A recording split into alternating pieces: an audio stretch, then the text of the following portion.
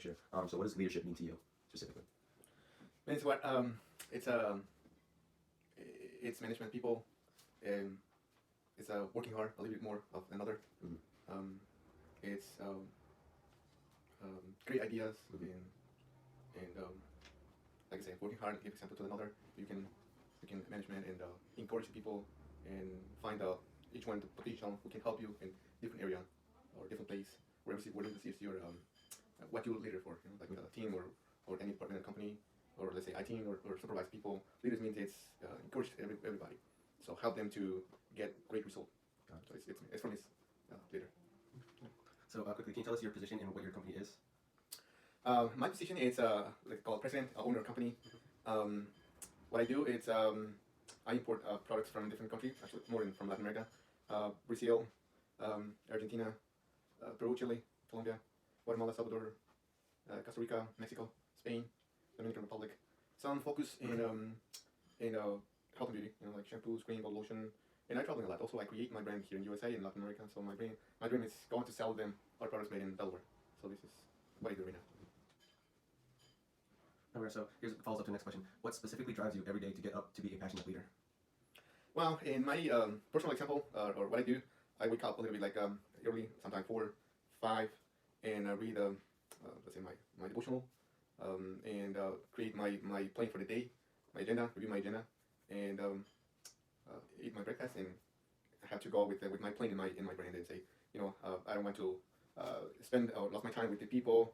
You know, on the aisle in my office or even the warehouse. A lot of people cry and say, "Hey, I have this problem." And my weekend, I say, "Well, can you tell your boss?" And your boss can tell me. And you know, focus in my plan, in my agenda for the day. So avoid my time with other people. So I think it's a great result for me to prepare before to go to the field, to the work. You know, if not, maybe I can go on the way and somebody call me for, "Hey, I need this something," and drive and go back and do something like that. So, but I'm focused on what I do. So what goes through your mind when you're under pressure and try and make the right decision? Like, what goes through your thought process when you're under pressure and have to make a quick judgment decision? Well, that's a good question. Yeah. Yeah, no. So, yeah, something happened. I mean, I take my, let's say, for a few minutes, separate with, you know, people and read and thinking what is the best decision. So just say, let's do it this way. And whatever's happened, we have to take that decision. Okay, so the next question is, how do you demonstrate gratitude to your team? So if let's say your team does something very good, how do you show them that you're very gracious of them? Well, it's easy when you're working with your passion. Everybody see you, you like what you do, and you encourage to another and say, hey, let's go and do it, and let's do something else, or let's go early today, maybe half hour, and can we do that? And something, you know, that helped me to get the people, get the focus on what you do, what is your passion, what is your vision. So for me, it's that encouragement. What qualities would you say define a good leader? Quality? Yeah, like what qualities you think are most important to be an effective leader? Between like being passionate or I mean, courageous? discipline, it's important. You know, leaders, it's have to be there on time. I mean, characters, it's another, which, you know, when the people tell you bad thing from you, or hey, something about your I don't know, your hair or how you have your shoes, something like that. So you better have focus on what they do, just not hearing with another person, other people, and you know, angry with that. What question did you ask? I just made my own. Okay. So, can you give us an example of a personal experience of a moment that you displayed courage in the company? Like a hard decision or something like that, maybe? Well, I mean, for me, when I have to take a decision to go to get another big customer, they want to, let's say, in my experience, you know, some customers say, hey, I'm gonna open like 4 stores, but the first order is free for the first order. And wow, I say it's a lot of money, and how can I get that? And but this is a big decision, you know. And I have to work in numbers, and I have to see around if this store is okay for investment. Say, okay, I can do it, and I can, you know, basically get return in 1 year or 6 months or 2 years. So that for me, that's a big decision. Or someone, you know, it's not a big decision. How do you balance the needs of yourself as a leader and the needs of the team as a whole? What is the balance in the needs? So how do you balance like your needs as a leader, so the things that you need, and then the needs of your team, so from your workers or your people who work for you. So how do you balance your needs and their needs as a leader? Well, it's like you know, we have to have a balance in our life. Let's say when you eat healthy or, you know, junk food, and same thing with your family, and how many or how much time you spend with them. It's quality is good or great time you spend them, and the same thing with your team. So depends, and just say the people. I don't know how to say that. Obligate them, say do this instead of encourage them and help them to get what you wanted. And in my personal life, you know, I had to take a decision if I'm gonna open a business in another place. I had to get the numbers. I had to, it's good for me. It's good for how much you want to spend if this is on my budget, and it's helped me to I don't want to lose good time with my family to open another company, another state, or another country. So it's balance for me this time. This might take a while. So how did you earn the position you are in now? So it's kind of like, how did you work from where you started as younger and then work up to be a president in your company? Well, in the beginning, I worked in 10 years for another company and to learn a lot. And I started with the on the line and working hard to get in different position in the company in 10 years. So I supervise people there and I management them, and learn a lot and find the opportunity. So when you work with or when you do with love what you do, it's return a great result. So like in your career, if you love what you do, you get a great result. If you don't want it, if you don't like it, if maybe yes, maybe not. So maybe this is your result. You don't want to like it, but it's happening. When you take a bad decision later and they invoice to you, and when you see that, you don't want to like it. So. Do you love what you do? Yeah, yeah, I like it. How do you measure and judge success? So like, what defines success for you?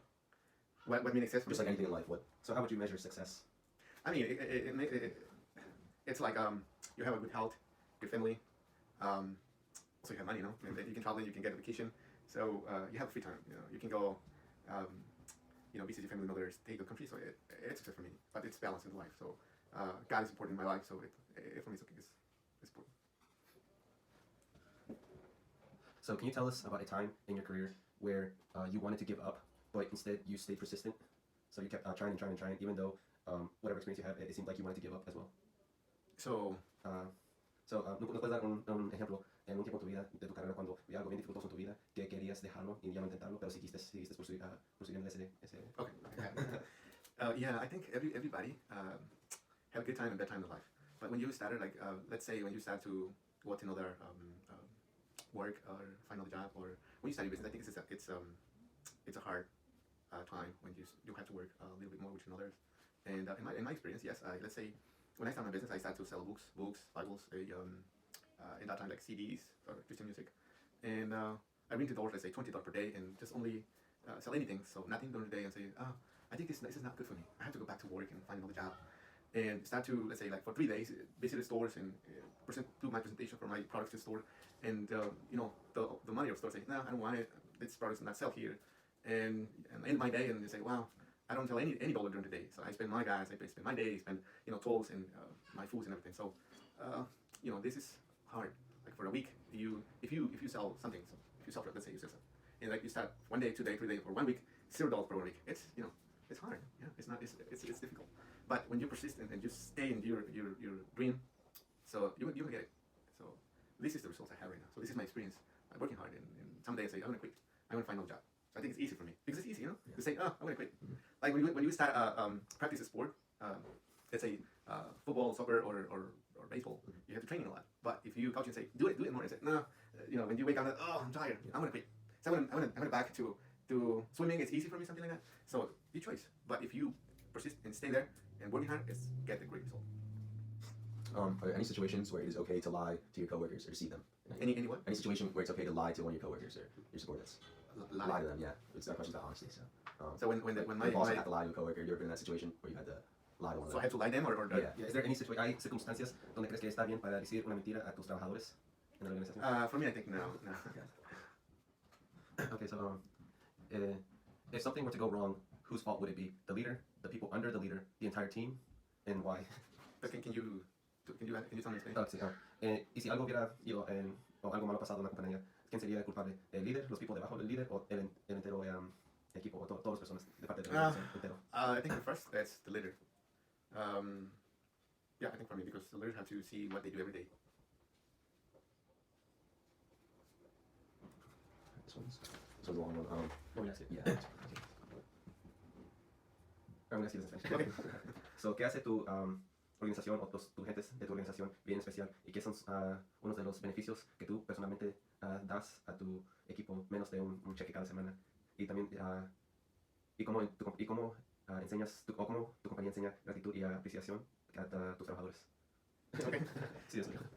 Well, let me tell this in Spanish. That's okay. Yes. Okay. Hay que dar valor a todo el personal, incluso el que limpia el baño, el que limpia el piso en diferentes áreas. Dentro de la compañía trato de empujar a los demás para que puedan lograr sus sueños, sus objetivos. Y no solamente con un cheque, puede que lo podemos hacer con un bono, pero no es suficiente, sino ayudarlo a cumplir su sueño, ayudarlo a que logre sus objetivos. Para mí es importante, ¿va? El valor, el apreciar lo que hace cada persona, so, para mí es importante.